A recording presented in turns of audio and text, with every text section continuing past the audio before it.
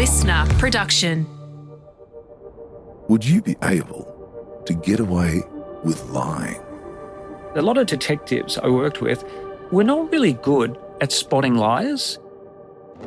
In this rewind episode of Crime Insider's Detectives, expert lie detector Steve Van Aperen talks to former host Adam Shand about the clear giveaways of liars.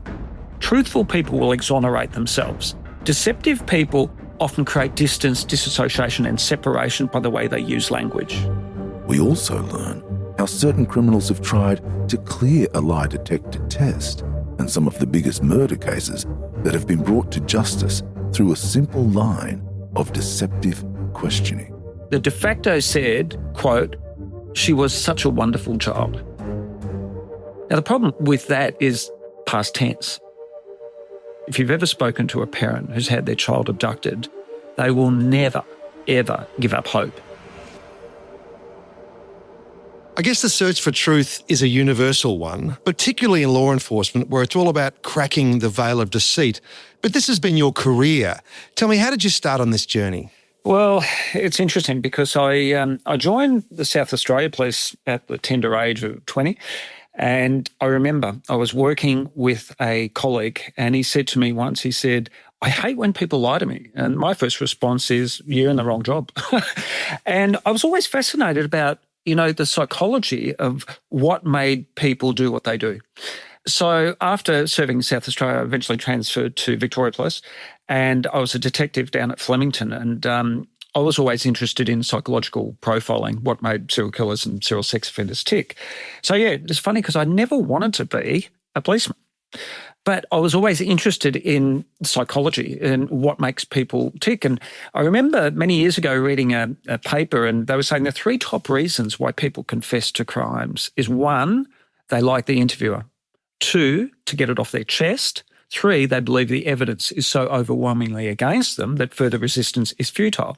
And I thought, isn't that interesting? And I remember I did a course in the US. I've done a number of courses, but one of them was called adaptive interviewing. And it was run by Ron Hilly, who is a retired FBI instructor. One of the things that he, really impressed upon the students was that there's no such thing as a bad interviewee, but there's definitely such a thing as a bad interviewer. Why? Because A, they don't ask the right questions, but secondly, they're not paying attention. Like, I can teach anyone in half a day how to be good interviewers, but the first thing I tell intelligence agencies and homicide squads that I work with is you're not simply just a question asker. Think of yourself more as an analyst of human behaviour. So if the question becomes a threatening stimulus, and then I see changes in behaviour, blocking, masking, concealment behaviours and so on, then that's a red flag because if they're sidestepping the issue, they're not answering it, and that question created the threatening stimulus, then I want to know why. So good interviewers pick that up, whereas I see a lot of interviewers, they just go through the process of asking questions but not analysing the associated behaviour. Fascinating. Now, first job, South Australia Police. What did you do?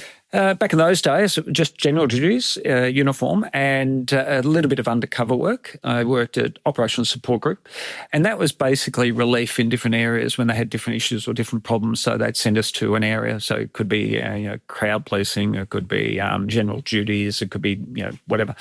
And that was my foray into general duties policing. But I always had a hankering for more than that. I was always fascinated by the investigative process. So detective work. Yeah. But I remember in Victoria Police, I did a degree in criminal justice administration. There were a couple of other senior detectives who did the course.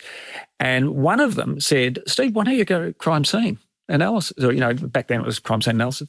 And I said to him, I could think of nothing worse than spending hours and hours looking through a room for one pubic hair or something like that. He said, "Oh, no, it's not what you think." And then as soon as the television program CSI come into existence, they had a 2.5-year waiting list.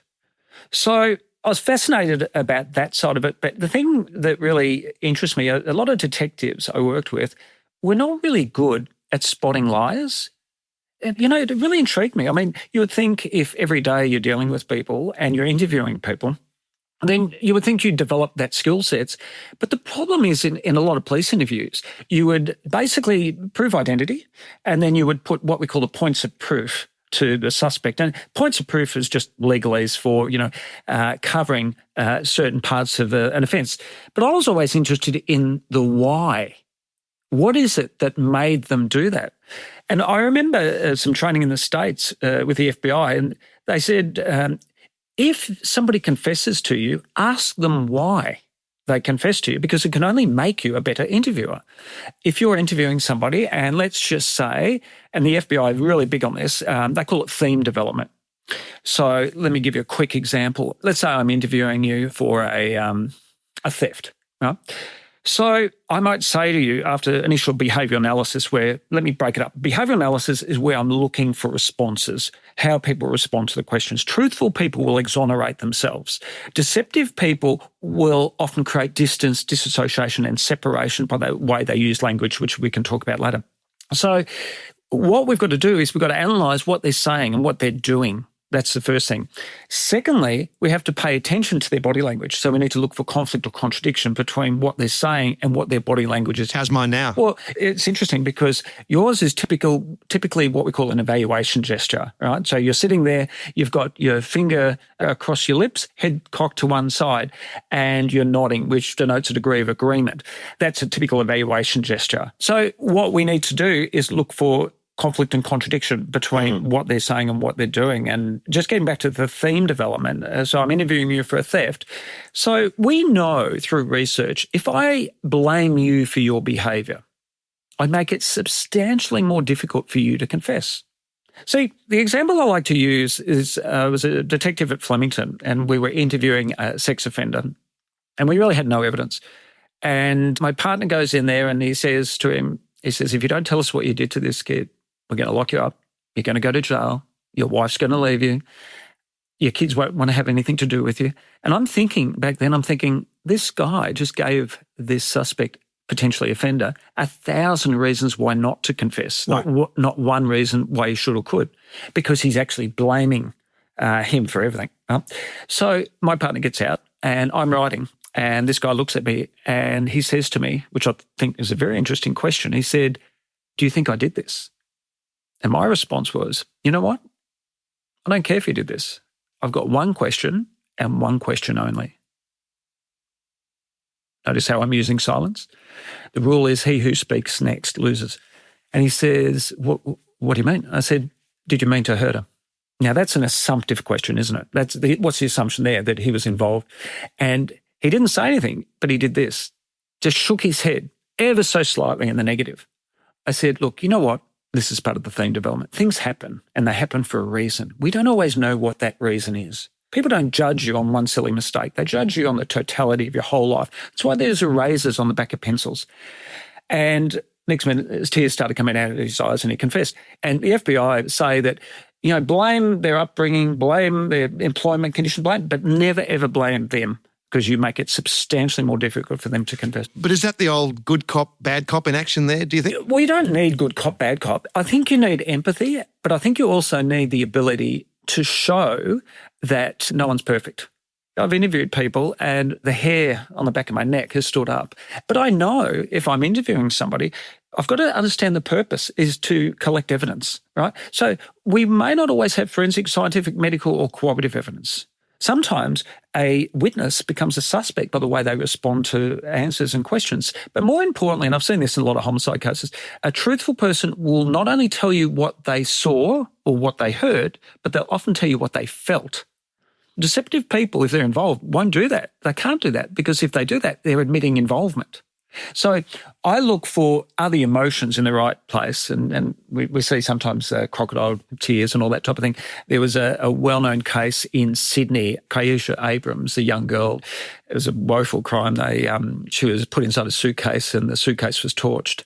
The mother and the de facto boyfriend did a media conference and she comes out, she's got big glasses and she's got a big handkerchief across her face so you could hardly see any of her face and she's crying and whatnot. And at this stage, they hadn't found Kaisha's body.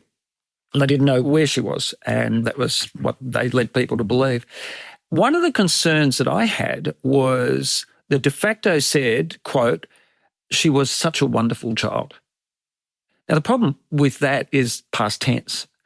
And he also said, "We loved that child." Now, trust me on this, if you've ever spoken to a parent who's had their child abducted, they will never ever give up hope. Because they're snuffing out hope right there. Of course, even in the extreme circumstances where death, they still find it difficult to comprehend. Yeah, and they both were charged of the murder. So when did you first cite a polygraph? I think the first time, like a lot of people, cited a polygraph was watching American television shows and looking at it and thinking, how reliable is that? How accurate is that? That was my initial. But, the funny thing is I fell into polygraph testing purely by accident. I was always interested in psychological profiling. And when I was over the States, I remember an FBI agent said to me, Steve, do you have polygraph testing in your police department? I said, no, it's very American, very Canadian. I said, oh, look, we use it for frauds, extortions, homicides, sexual offences. Why don't you train up with us? And then you can take the technology back. And I thought, what a great idea. And I was lucky enough to do my polygraph internship with LAPD. They have their own polygraph unit, which falls within their scientific investigation division. And they used it primarily back then, it was for gang-related homicides, but also sexual offences. And interestingly enough, on drug squad detectives, because obviously influencers are working in drug squad and whatnot. But they also did pre-employment screening for people. I guess it's got this controversy over it from the beginning, really, hasn't it? I mean, I love this idea that William Moulton Marsden comes up with it when he's doing his blood pressure equipment. And he goes on to later create the Wonder Woman strip and the lasso of truth. That's right. Wouldn't you love a lasso of truth? Eh? Oh, wouldn't we all? Absolutely. And I guess that was part of Moulton's frustration at the lack of acceptance from science of this technology. Yep. How has this piece of machinery evolved over time? Yeah, look, obviously there have been developments. I mean, the crude initial beginnings was just blood pressure, so monitoring changes in heart rate, blood volume, blood pressure and so on. And then as I think it got into around about the 70s, 80s, they started measuring GSR, galvanic skin resistance, so sweat output from your fingertips and so on, and then also respiratory cycles. But, I've always said this, even though I do polygraph testing, a polygraph is not a panacea to every investigation. I mean, it's an investigative tool in the absence of other, forensic medical types of evidence. Usually I find some of the 82 homicide cases I've worked on, a cold case unit will contact me and say, listen, we've taken as far as we can. We just want to determine whether or not it can help. So, yeah, it's not the panacea. People say that it can be beaten. Have you seen people beat the polygraph? What I say is people don't beat a polygraph. A polygraph is just an instrument that measures physiological changes at a given point in time. What I say is they beat the examiner because, A, they're not following a validated testing procedure. I've seen many, many people deviate from commonly accepted testing formats. Secondly, they don't ask the right questions. Got a great example for you. I was approached by the homicide squad and they had a case. And they said, look, Steve, and they briefed me on what the circumstances, and a body was found in a dam. And I read through the autopsy and the forensic pathologist couldn't establish the cause of death because of the advanced state of decomposition. So one of the investigators said, look, Steve, can you ask our suspect, our main person of interest, whether or not he strangled the victim? I said, oh, that's a bad question. He said, why? Surely if he killed him, you know how he killed him. I said, well, actually, that's not the issue. What if he held him underwater and he drowned? He would know that if I ask him, did you strangle the victim? And he said, no, he knows he's telling the truth. He's going to pass that test. So if your questions are not clear and concise, it's going to allow a deceptive person room to wriggle out of.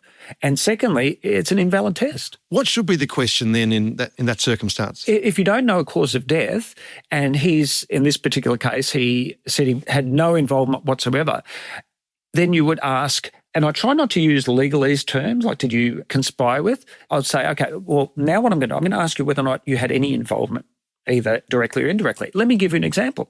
Whether or not you were there, you lured the person there, you were present at the time he was murdered, or you were the person who murdered him, whether or not you had anything to do with the case after the fact, whether or not you disposed of the body, all that sort of stuff.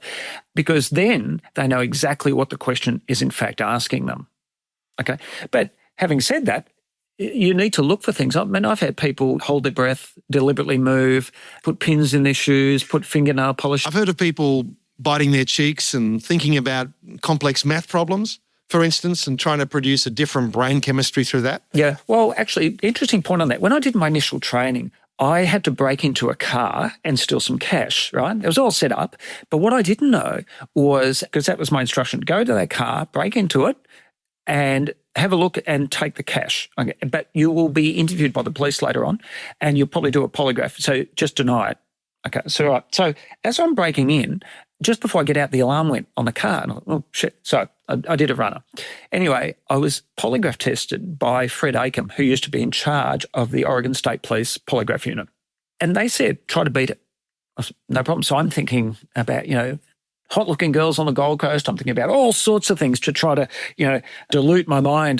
But as soon as he asked that question, bang, and that was a mock experiment. And you know about polygraphs, so... Yeah, absolutely. So I guess there's a small percentage of people who can consistently fool it, the machine at least, or the examiner? Yeah, they'll engage in, countermeasures, whether it be physical or mental countermeasures in an effort to distort the tracings.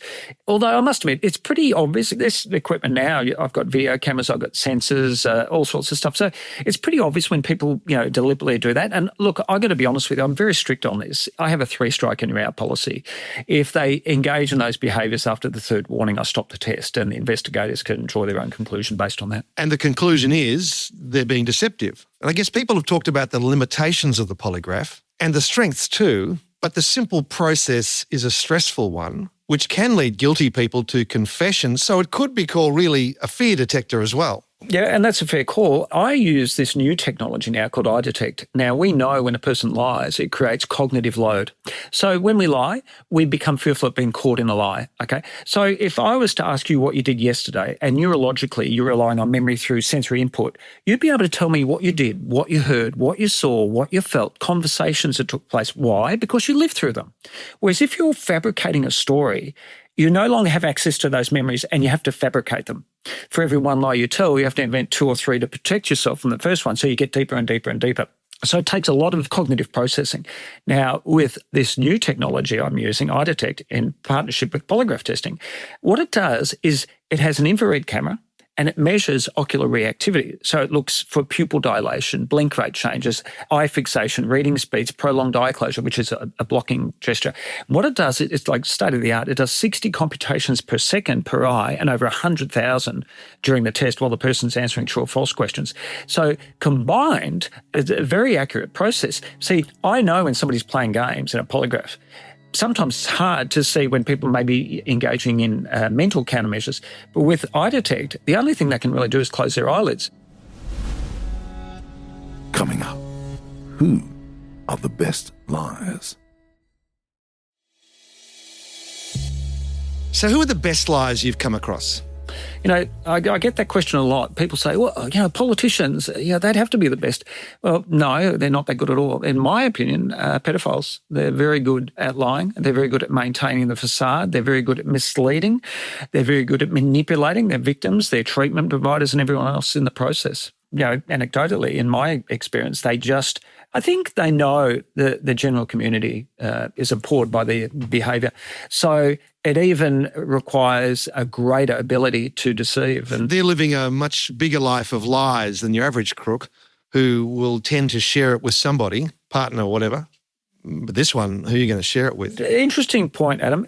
I remember some of the information and intel I used to get from informers and whatnot. I've always said good crooks keep their mouth shut. Whereas a lot of crooks can't. They have to boast. They have to brag. And whereas I find pedophiles are the opposite. Yeah, they'll get in their little groups, but outside of their groups, it's not likely they're going to talk about their exploits. People talk about psychopaths like Ted Bundy and others who've been able to pass polygraph tests because they just don't have the emotion that others do. Is that a fair thing? Well, I have read research where they polygraph tested 12 clinically diagnosed psychopaths in the prison population. And they said, listen, you're going to be doing some testing. If you beat it, you'll get, I think it was about $50 or $100. I can't remember the exact amount, which in prison terms, that's a lot. So they had pretty good reason to try to beat the testing process. Not one of those 12 could beat it. Now, the difference is this. You or I may feel guilty about something we've done, right? Whereas a clinically diagnosed psychopath may not, but they're more concerned about being apprehended for their crime. A lot of investigators or agents, when interviewing a psychopath, will make statements like this. If you don't want to help us solve this crime, think of the pain and the suffering and the anguish the victims' families are going through. Now, the problem with that is you're appealing to an emotion that simply does not exist. Whereas if you look at other interviews like Jeffrey Dahmer and that, one of the investigators said, how is it that you are so much smarter than we are? So now they're appealing to another emotion, which is ego. and bang, out it all comes. Now, this is very important with Ted Bundy because with him, they went through the third person thing because he wouldn't answer directly. But when he was given the chance to be an expert by talking in the third person, what would the killer do? He opened up like a watermelon falling off a truck. Yeah, great interviewing technique because the investigators realised that. These days you are consulting to Victoria Police and others. And we've been seeing multiple uses for the polygraph, and we've been hearing in some jurisdictions it being used to monitor parolees. Do you think it has applications there, or are we stretching it too far? Well, I know for a fact in the US they use it for monitoring parolees, but also convicted sex offenders. They call it the Sex Offender Treatment Program. And now UK are using it, and also Canada, which was more aligned to our legal system. So the theory is, firstly, with disclosure testing, and psychologists say this to me all the time, for me to deal with one of my clients who has a tendency to be attracted to children or sexually assault children, all the rest of it, we need full disclosure, because the theory is if you don't acknowledge or admit you've got a problem, then it's very difficult to work with if they're in denial. So that's the first part. But the second part is the sex offender treatment programs is part of in the States, they'll say, listen, you can be released earlier, but you have to undergo a sexual treatment program. Part of that is you have to undergo polygraph testing at your expense. And the theory is it acts as an artificial conscience insofar as they think, well, if I'm released into the community and I breach my parole conditions or I offend, within 100 metres of a school or, sexually assault a child, I have to do a test. If I fail that test, I get locked up again. So the theory is it can help in monitoring and regulating and controlling, because now there's ramifications for their behaviour if they, commit sexual offences on children. So I notice now they're actually, in the UK, there was talk, I don't know where it is at the moment, but testing repeat domestic violence offenders, which is interesting. I mean, deception is part of our lives. I mean, we lie to impress. We lie to get ahead. We lie for financial gain. We lie for many reasons. And there are pro-social lies, which are lies that are acceptable. Does my bum look big in this dress? No, it doesn't. Yeah. As opposed to more serious lies. But one thing research shows is that the more serious the lie is, the more tells there will be. And a lot of people think, I'm asked a lot, do intelligent people, are they better liars? Which the answer to that is no, because there will still be telltale signs. But you've got to identify those signs. I'll give you an example. When you start talking, you start getting quite animated. You talk a lot with your hands, right? So let's just say I'm interviewing you and, you're talking with your hands. Then all of a sudden you go into what I call lockdown. So it could be, sitting back, hands, clasped in front of you, or, sitting on your hands or something like that. And I see these other things like masking, concealment, blocking behaviours, prolonged eye closure, all that type of thing. Well, then that signifies to me that, hang on a minute, why has his behaviour changed? So it's up to me as a good interviewer to ask the right probing questions to determine that. I get a fair indication before I do a polygraph or eye detect test, before we even start whether or not somebody's going to pass or fail, by the way they respond to the questions. Are they excluding themselves out of the narrative, or are they taking ownership? And I see that a lot. And what I mean by that is if I asked you what you did yesterday and you said, went to the shop, what you're not saying is I went to the shop. So truthful people always include themselves in the narrative, whereas deceptive people will not do that. I remember John Sharp. Do you remember John Sharp, the Mornington? And who could forget that one? I think we all watched that newscast where he was there sobbing and looking terrible. We all thought, he did it. Why do you think we all thought that? I talk about this a lot, and it comes down to gut feel. Sometimes we get a gut feel something is not right based on our intuition. I sort of want to go beyond that, because sometimes we're very easily influenced by gut feel. I mean, how often have you met somebody and you think, yeah, this is a good guy, and it turns out later on he's a fraudster or something like that, and you think, what happened there? Like, how did I so misread the situation? So with John Sharp, I think the interesting thing that was born out of that doorstop was he gets out there, he was crying without the tears, but more importantly, he said, I'm a little bit worried now because police are making inquiries. Now, my concern there is, well, hang on a minute. Your pregnant wife and daughter has gone missing. Why would you be concerned that the police are making... In fact, you would expect or anticipate that's exactly what the police would do. So why would you be concerned about that? So subconsciously, often we have brain fakes and we let things out. So what you said before is right on the money. Good interviewers are good listeners, not just good listeners, but also good observers. I think the police did this on purpose to put pressure on him. I suspect his phone was off and a whole bunch of other things. And of course, we discover sometime later that this guy's killed his wife with a spear gun, then gone and killed his little girl with a spear gun. It's just the most monstrous crime. And I guess the police were putting him in that space where they could judge his behaviour, and I guess other people could as well. Yeah. And really, when you look at it, I think it's about 96, 97% of all your homicides are domestic related, where the victim knows the offender and vice versa. The hardest homicide investigations you'll investigate where there's no nexus between the offender and the victim, like serial killer, and there's no connection. They're very difficult to, they often have the same modus operandi, but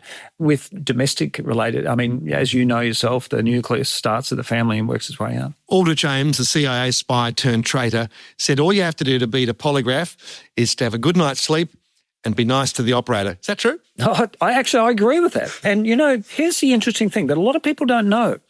Aldrich Ames failed his first 2 polygraph tests. And in fact, it's almost like the examiner didn't want to believe the head of counterintelligence failed a test. So, and as we know, they were having all these cash drops and he was being looked after and whatnot. But the point is, there's a classic example, like I mentioned before, of where somebody's influenced. So here's the boss. Here's the person who's in charge. No way could he do that. Yet he failed a test. And the polygraph supervisor allowed it to continue. And it was only after, him being investigated that actually found the evidence and led to his conviction. I guess the big question for polygraph going forward is admissibility. And I guess the argument from the beginning is that it can't be admissible because it came from investigators, not science. But increasingly, science is catching up with this, and we're seeing things like functional magnetic resonance imaging. Yep. What the hell is that? Will it be foolproof? So 2 parts of the question there. Firstly, admissibility of the evidence. Look, I worked on the Andrew Mallard case in WA. He spent 11 years in Casuarina prison for the murder of Pamela Lawrence. And I tested him and he passed the test. And in fact, because usually I work for police departments, this was from the defence, and it went to the Court of Criminal Appeal, 3 Supreme Court judges, and they said, no, we won't allow its admissibility. And then they appealed it to the High Court. And I remember it was a 2-1 majority verdict against. Now, to be honest, I don't have a problem with that. And I'll tell you why I don't have a problem with it. Twofold. Firstly, I've seen some polygraph tests that have been conducted that woefully failed the validity required of doing a test, or the person doing the test wasn't certified or qualified to do the test, or the questions were not appropriate. At the end of the day, our legal system's predicated on the basis that we'll be judged by our peers, the jury. So one of the problems with polygraph is insofar as admissibility. So not only is if it's not conducted properly, or it's not a valid testing process, or the person's not qualified or certified, but the jury's role is to determine guilt or innocence, not a single polygraph test. That's the issue. If you look at all the other types of evidence, biological trace evidence, yes, we found your biological trace evidence, your hair samples or your jumper fibres at the scene. Well, that's scientific evidence which allows a juror to infer whether or not the person was there or not. The next thing is whether or not the person committed the offence. That's another issue altogether. So whether it be biological trace evidence, gunshot residue, DNA, blood, whereas polygraph is really usurping the role of a jury. And that's why it's not admitted. But getting back to MRI, to answer your question on the MRI, how does that work? Well, let's just say we've got a killer who has a certain modus operandi. So let's just say he strangles his victims and he puts a scarf, or he uses a scarf around their neck, and it's a red scarf. Now, let's just say the investigators have not released that information for a very good reason to the public, and they've got 7 persons of interest. Well, what they'll do with the MRI scanning is they will show images. Now, let's just say your suspects say, I've never, ever been in that house. Well, what they'll do is they'll show images of, say, 20 different lounge rooms. Let's say the victim or the deceased was found in a lounge room. So they'll show 20 different images of 20 different houses, but one of them will be the crime scene house. So the theory is there'll be, I think it's the P400 recognition, where you see that image and bang, there's recognition and there's a spike which indicates recognition of having been in there. It's a little bit like what we call a searching peak of tension test in polygraph testing. So then what they would do is they would show a number of weapons, potential weapons used in the murder. It might be a hammer, a gun, a knife, a rope, a scarf. And once again, if, say, for example, only the offender would know what they used, and providing it's not being released to the public or the media, and then all of a sudden get a spike at scarf, then they might show 10 different coloured scarves. So the theory is if you keep having hits on specifics of the crime, then you can narrow down the involvement of the person, because if you'd never been in that house, why would there be any recognition? Yeah, so that's fascinating. So you had a 10-year career in the cops, but I'd argue that you'd probably done more for law enforcement since you left the police. So what would be your advice to young people who are thinking about a career in policing here or around the world? What would be your advice about starting on the right foot? Yeah, it's about being a good listener. I think if you look at a lot of really effective detectives over the years, they're good at talking to people. They're good at listening. I remember the very first day I joined the police, one of the instructors said, some people in this room would drive past a car and see the bonnet up and someone's head under the bonnet. Some people would think they're having mechanical problems. Other people would think, is that their car? Are they stealing it? So it's actually questioning things that may or may not look right. And I think some of the most effective detectives I've ever worked with, they have a street sense about them. I remember I was spending some time with LAPD Robbery Homicide Division, and the captain of that division at the time, and he said to me, I'll never forget this, he said, Steve, have a look out in that room. You'll see around about 45 detectives, overweight, high cholesterol, wearing polyester blended suits with shiny backsides, but they're the ones who are going to knock on the doors. They're the ones who are the foot sloggers. They're the ones who are probably going to catch the killer. But one final question for you, Steve Van Aperen. Yep. Have you been telling the truth through this interview? I have. I have no reason to lie. You've got to look at the reason or the motivation why people would lie. So am I going to gain anything out of this interview? Probably the reverse. Now, my untrained mind tells me you weren't, just by a whole bunch of things I probably can't put names on. You can put names on them. You're very valuable. Thanks for your time, Steve Van Aperen. Pleasure. That's all we have time for in this Rewind episode. If you know someone who loves true crime, recommend our series to them. And check out our favourite clips. Search Listener Crime on TikTok or Instagram. I'm Dan Mullins, with sound design by Niall Fernandez. This series was recorded and produced on Gadigal land.